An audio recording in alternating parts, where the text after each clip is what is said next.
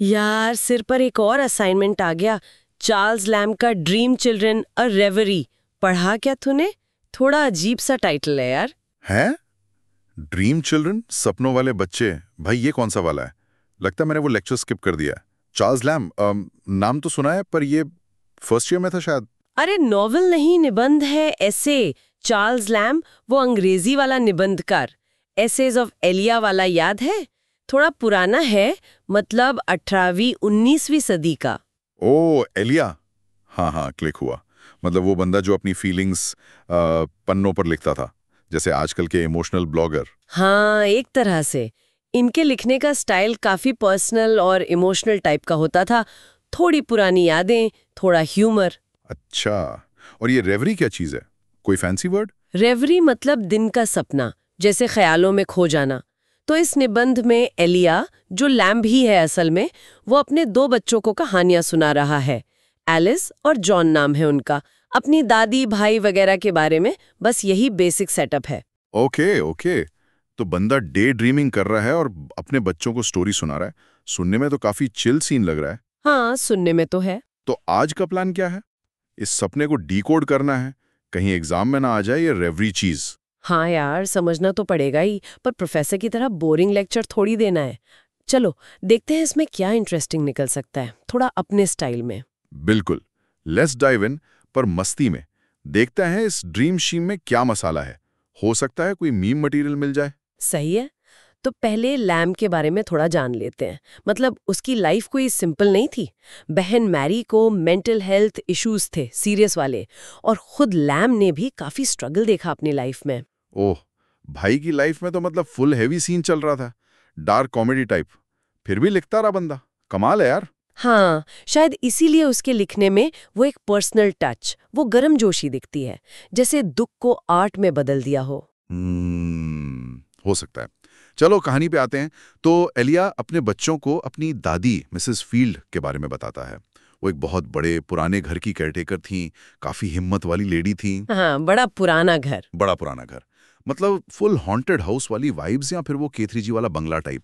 नहीं नहीं, haunted house वाली वाइब ज्यादा थी। एलिया बताता है कि घर के बारे में भूतिया अफवाहें थीं, पर दादी डरती नहीं थी, बिल्कुल नहीं। और बाद में जब वो घर थोड़ा टूट फूट गया, तो एलिया को वहां जाके बहुत नॉस्टैल्जिया हुआ, मतलब पुरानी यादें ताजा हो गईं। भाई आजकल तो पुराने घर से ज्यादा डरावनी असाइनमेंट की डेडलाइन होती है। सच में। खैर, दादी के बाद किसका नंबर आया कहानी में? फिर वो अपने भाई जॉन एल को याद करता है। जॉन लैम बताता है कि भाई कितना स्ट्रांग था, मस्त मौला टाइप का, एक्टिव। अच्छा। बस आदमी ये भी बताता है कि कैसे उनके बीच झगड़े होते थे, और भाई की डेथ के बाद उसे कितना पछतावा हुआ कि काश उसने थोड़ा और प्यार दिखाया होता। भाई बहन वाली फाइट्स और फिर सॉरी वाला फील, ये तो हर घर की कहानी है यार। कॉलेज में दोस्तों से लड़ाई हो जाती है, फिर लगता है क्यों ही पंगा लिया। रिलेटेबल है बॉस। बिल्कुल। और फिर कहानी और पर्सनल हो जाती है। एलिया उस लड़की के बारे में सोचने लगता है, एलिस विंटरटन, जिससे वो प्यार करता था पर शादी नहीं हो पाई। ओहो, वो जो मिल ना सकी वाला एंगल। Classic Bollywood tragedy. मतलब बंदा प्रो लेवल के फ्रेंड जोन में था क्या, या कुछ और सीन था? हाँ हाँ, कह सकते हैं। हर किसी की लाइफ में एक एलिस होती है शायद, जिसका प्रोफाइल स्टॉक करते हैं लोग। कॉलेज क्रश वाला फील है ना? बिल्कुल। हाँ, कुछ वैसा ही।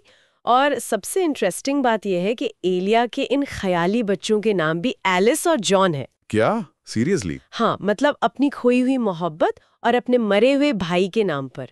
सोच, असलियत और कल्पना का कैसा मिक्सचर है। अरे बाप रे, मतलब पूरा कॉपी पेस्ट चल रहा है सपनों में।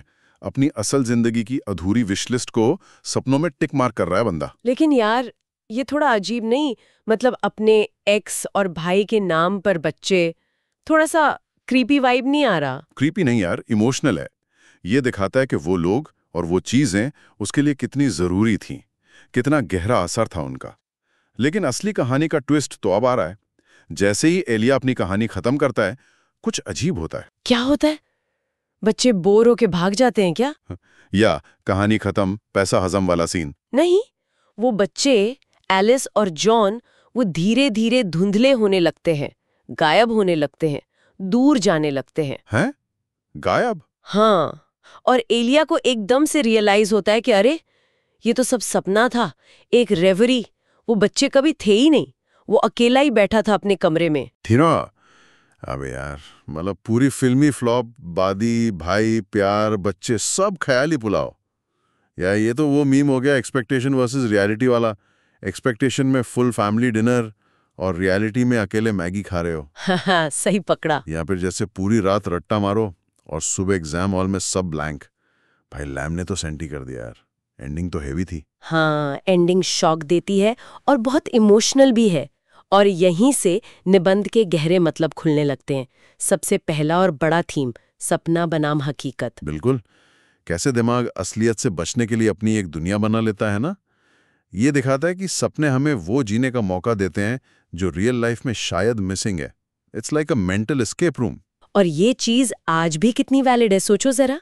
जैसे लोग इंस्टाग्राम पर अपनी परफेक्ट लाइफ दिखाते हैं, जबकि असल में सीन कुछ और ही होता है। सही कहा। वो भी तो एक तरह का डिजिटल ड्रीम चिल्ड्रन पालना ही हुआ ना। परफेक्ट।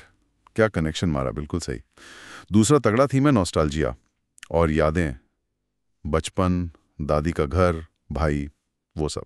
हाँ, लैम इन यादों को बड़े प्यार से, थोड़ी उदासी के साथ लिखता है। यादें अच्छी भी लगती हैं, पर उनमें एक हल्का सा दर्द भी छिपा होता है। ये उस टाइम के रोमांटिक राइटर्स का फेवरेट टॉपिक था वैसे, अतीत को याद करना। नॉस्टैल्जिया तो मैं फर्स्ट ईयर की अजीब फैशन वाली फोटोज देखकर भी हिट करता है। लगता है क्या सोच के पहना था ये, पर हंसी भी आती है। वो भी तो एक तरह की मीठी कड़वी यादें हैं, है ना। बिल्कुल। अगला पॉइंट है अधूरी इच्छाएं और अकेलापन। एलिया का बच्चों और फैमिली के लिए तरसना। ये लैम की अपनी लाइफ की झलक है, क्योंकि वो अनमैरिड थे और अक्सर अकेले ही रहते थे। हाँ, मतलब जो नॉर्मल फैमिली लाइफ उसे नहीं मिली, वो उसे अपने ख्यालों में जी रहा था। थोड़ा दुखद है, पर ये दिखाता है कि इंसान कितना सोशल एनिमल है। मतलब उसे कंपनी चाहिए। बेसिकली बंदा अपने सैड बॉय आवर में ब्लॉग लिख रहा था, आजकल की भाषा में कह सकते हैं। और इसी से जुड़ा है अगला थीम, पछतावा और नुकसान। Regret and loss. वो चीजें जो हो नहीं पाईं, वो लोग जो चले गए, वो प्यार जो अधूरा रह गया। ये सब है निबंध में, पर लैम रोना धोना नहीं मचा रहा। मतलब एक शांति सी उदासी है। जैसे कॉलेज फेस्ट मिस करने का अफसोस होता है, या कोई जरूरी क्लास बंक मार दी हो और बाद में फोमो हिट करे, वैसा वाला पछतावा। बिल्कुल सही तुलना की। लेकिन इन सब से डील करने का लैम का तरीका क्या था? कल्पना की शक्ति, पावर ऑफ इमेजिनेशन। यही अगला थीम है। अच्छा। कल्पना उसके लिए दुख से भागने और शायद अपने प्यार को, अपनी इच्छाओं को एक शक्ल देने का तरीका बन गई। मतलब इमेजिनेशन उसका कोपिंग मैकेनिज्म था, दर्द भुलाने का जुगाड़।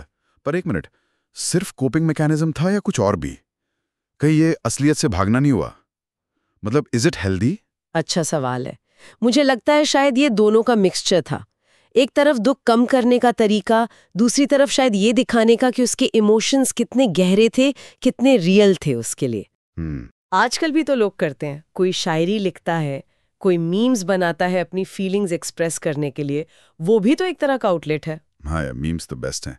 पूरी कहानी एक मीम में फिट हो जाती है। सही है। खैर, अब स्टाइल और टेक्निक पर आते हैं। ये पर्सनल निबंध है, ये तो क्लियर है। हाँ बिल्कुल, अपनी कहानी सुना रहा है, जैसे कोई अपनी सीक्रेट डायरी या ब्लॉग पढ़वा रहा हो। बहुत पर्सनल फील है। और ये एलिया वाला सीन, मतलब अपना असली नाम क्यों नहीं यूज किया? शर्मिला था क्या बंदा, या कोई और चक्कर था? प्राइवेसी? शायद थोड़ा शर्मिलापन, थोड़ा अपनी प्राइवेसी बनाए रखने के लिए एलिया का मुखौटा पहनकर वो अपनी पर्सनल बातें खुलकर कह पाया होगा, बिना जजमेंट के डर के। एक तरह का सेफ स्पेस बना लिया। ओके, मतलब एनोनिमस रहकर भड़ास निकालना, ट्विटर वाला फील, समझा। और लिखने का स्टाइल कैसा है? भारी भरकम शब्द यूज किए हैं क्या? बोरिंग तो नहीं? नहीं, बिल्कुल नहीं। स्टाइल बहुत बातचीत वाला, गर्मजोशी भरा है। ऐसा लगता है जैसे वो सीधे हमसे ही बात कर रहा हो। बहुत सीधा और सरल, कॉम्प्लिकेटेड नहीं है। चलो, ये अच्छी बात है, वरना प्रोफेसर लोग तो ऐसे मुश्किल शब्द फेंकते हैं कि गूगल भी कंफ्यूज हो जाए कभी कभी। और ह्यूमर और इमोशन का मिक्सचर कैसा है इसमें? कमाल का मिक्सचर है। कहीं हल्की सी मुस्कान आती है, जैसे दादी वाले किस्से में। कहीं लगता है यार कितना अकेला था ये आदमी। वो रोते रोते हंसाने वाला टाइप का फील है थोड़ा। मतलब टिपिकल इंडियन ड्रामा, थोड़ा कॉमेडी, थोड़ा ट्रेजेडी, सब मिक्स। समझा। और वो एंडिंग वाली टेक्निक, ड्रीम फ्रेम, वो क्या है? हाँ, पूरी कहानी को एक सपने की तरह पेश करना और एंड में बताना कि ये सब सपना था। ये लिटरेचर में ड्रीम फ्रेम कहलाता है। इससे एंडिंग का इम्पैक्ट और बढ़ जाता है, शॉक वैल्यू क्रिएट होती है। हाँ यार, वो एंडिंग ने तो सही में गेम पलट दिया। पता चलता है कि वो सारी खुशी, वो बच्चे कितने नाजुक थे, बस एक ख्याल। झटका तो लगा बॉस, सीरियसली। बिल्कुल। तो अगर समराइज करें तो ड्रीम चिल्ड्रन सिर्फ एक पुरानी कहानी या किसी की अधूरी ख्वाहिशें नहीं है। ये यादों, कल्पना, प्यार, अकेलेपन और नुकसान के बारे में एक बहुत ही टचिंग और ह्यूमन कहानी है। मानना पड़ेगा यार, शुरू में लगा था पता नहीं क्या बोरिंग चीज़ होगी, असाइनमेंट के लिए पढ़ना पड़ेगा, पर इसमें तो काफ़ी दम है। कॉलेज वाले भी कभी कभी सही चीज़ें डाल देते हैं सिलेबस में। मतलब इसमें आज के लिए भी सोचने को बहुत कुछ है। सही कहा। और ये हमें सोचने पर मजबूर करता है कि लैम ने तो अपनी कल्पना से ड्रीम चिल्ड्रन बनाए। हम आज अपनी इच्छाओं, यादों या नुकसान से डील करने के लिए क्या बनाते हैं? हमारे ड्रीम चिल्ड्रन क्या है? इंटरेस्टिंग सवाल है। शायद हमारी परफेक्ट दिखने वाली सोशल मीडिया प्रोफाइल, या वो मीम्स जिनके पीछे हम अपनी असली फीलिंग्स छुपाते हैं? हो सकता है। या फिर वो वेब सीरीज या गेम्स जिनमें हम खो जाते हैं असलियत से दूर भागने के लिए? हाँ, बिल्कुल। तरीके बदल गए हैं, पर वो इंसानी ज़रूरत अपनी एक अलग, शायद बेहतर दुनिया बनाने की, वो शायद आज भी वैसी है। लैम्ब ने पन्नों पर बनाई, हम स्क्रीन पर बनाते हैं। क्या बात बोलिए। हम सब कहीं ना कहीं किसी न किसी तरह अपने ड्रीम चिल्ड्रन पाल ही रहे हैं, है ना? शायद, हाँ। सवाल ये है कि हमारी ये डिजिटल दुनिया, हमारी ये ऑनलाइन रेवरी, क्या ये भी एक दिन लैम्प के बच्चों की तरह धुएं में उड़ जाएगी, फेड आउट हो जाएगी? और तब क्या हम असलियत फेस कर पाएंगे? डीप, ये तो सोचने वाली बात है बॉस। चलो इस पर सोचते हैं। फिलहाल ये लैम्प वाला चैप्टर क्लोज करते हैं। हाँ यार, अगला कौन सा असाइनमेंट है भाई? उसकी डेडलाइन कब है? स्ट्रेस लेना शुरू करें अब। हाँ, वही तो। चलो देखते हैं।